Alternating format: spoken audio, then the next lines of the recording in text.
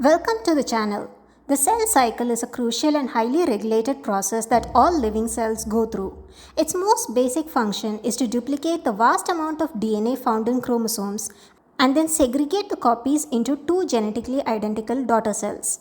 Most cells also duplicate their other organelles and macromolecules. Now there are four major phases of the cell cycle. The first phase is known as the S phase or the synthesis phase.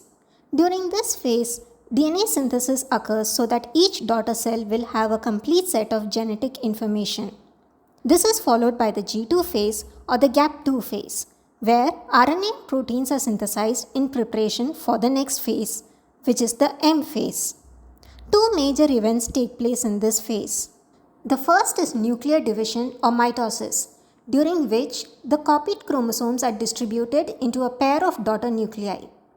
And the second is cytoplasmic division or cytokinases, during which the cell itself divides in two.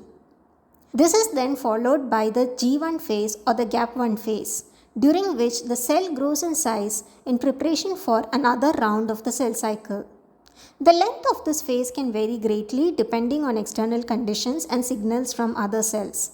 If conditions are unfavorable, cells may delay progress through G1 and might even enter a specialized resting state known as G0. Cells can remain in this state for extended periods, sometimes even years, before resuming proliferation. Many cells, for example most nerve cells, in fact stay permanently in G0. Next, let us look at how the cell cycle is regulated. There are three major transition points in the cell cycle. Here, a system of regulatory proteins causes the cell cycle to pause to ensure that conditions are favorable for the cell cycle to progress. The first transition point is called the start or the restriction point. This occurs in the late G1 phase. Here the cell checks whether there are sufficient nutrients and growth signals to commit to cell proliferation. If yes, the cell proceeds toward the S phase. If not, the cell cycle pauses until favorable conditions arise. The second transition point is the G2M transition point. Here the cell checks whether DNA replication is complete and whether the DNA is undamaged. If yes, the cell proceeds toward the M phase. If not, the cell cycle pauses and the cell carries out DNA repair if possible.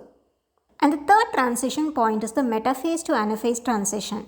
Here the cell checks whether the chromosomes are correctly aligned on the metaphase plate. If yes, the cell proceeds toward mitosis and cytokinases. If not, the cell cycle pauses. Now let us look at the main player controlling the cell cycle at these transition points. This role is fulfilled by a family of proteins called Cyclin-Dependent Kinases or Cdks. Cdk acts on proteins involved in cell cycle by phosphorylating them and activating them, allowing them to drive the cell cycle forward. But what controls the cyclin-dependent kinases? Well, the clue is in the name. Cyclin-dependent kinases are regulated by a family of proteins called cyclins. Now, cyclins are called cyclins because they undergo a cycle of synthesis and degradation in each cell cycle. This causes their levels to rise and fall throughout the cell cycle, which then allows for the activities of the Cdks that the cyclins control to rise and fall as the cell progresses through the cycle. One point to note here is that the levels of Cdks remain constant. It is their activities that rise and fall in sync with the levels of the cyclins that control them.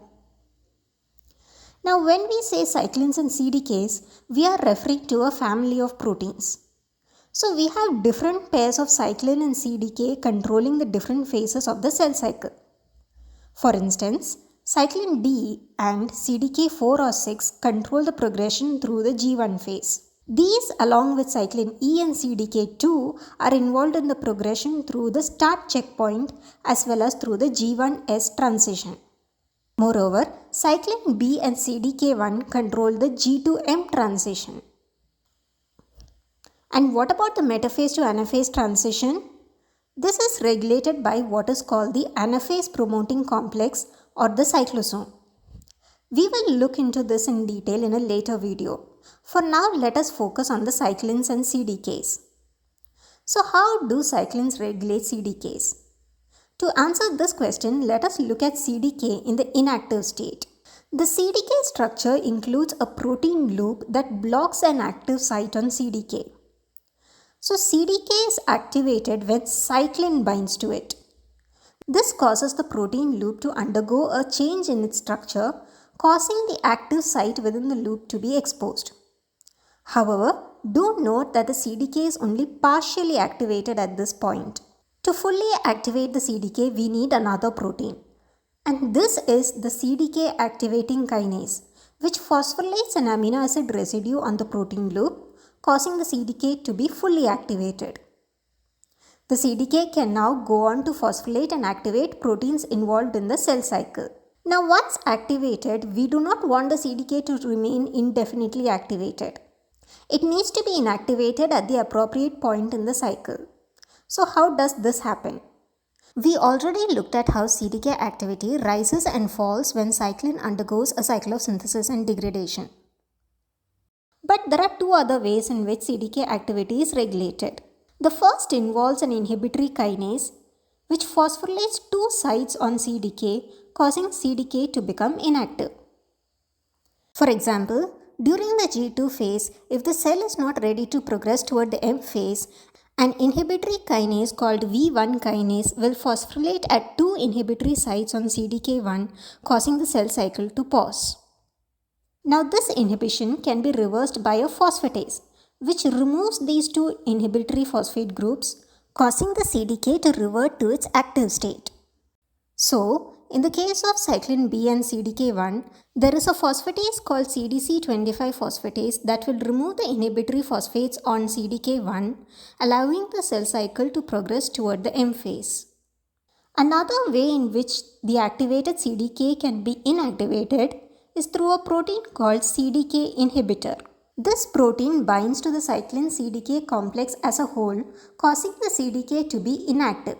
For example, during the G1 phase, if the cell is not ready to progress through the start transition and toward the S phase, the CDK2 cyclin E required for this progression is inhibited by the CDK inhibitor called P27, so that the cell cycle does not progress forward. So that was a brief look at how cyclins and CDKs regulate the cell cycle.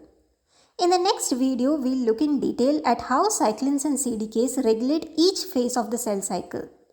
If you enjoyed this video, don't forget to like the video and subscribe to the channel for more such videos. Thank you.